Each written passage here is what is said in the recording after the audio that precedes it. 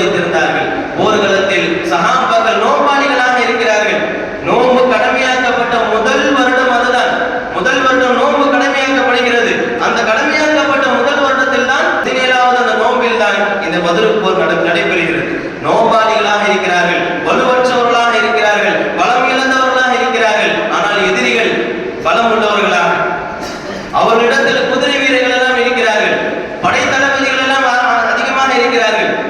ஆனால் சஹாபாக்கள் பலம் இல்லாதவர்களாக, நோம்பாளிகளாக இருக்கிறார்கள்.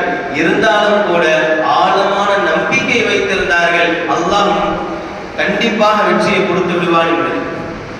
முழுமையான ஆழமான நம்பிக்கை வைத்திருந்தார்கள்.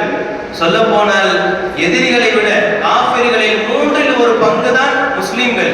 காஃபிர்கள் 1000 பேர் இருக்கிறார்கள், முஸ்லிம்கள் 313 சஹாபாக்கள் மட்டும்தான் இருக்கிறார்கள். இருந்தாலும் அவர்கள் ஆழமான நம்பிக்கை தன் மனதில் வைத்திருந்ததின் காரணமாக அல்லாஹ் இந்த போரில் வெற்றியை கொடுத்தார். அதனை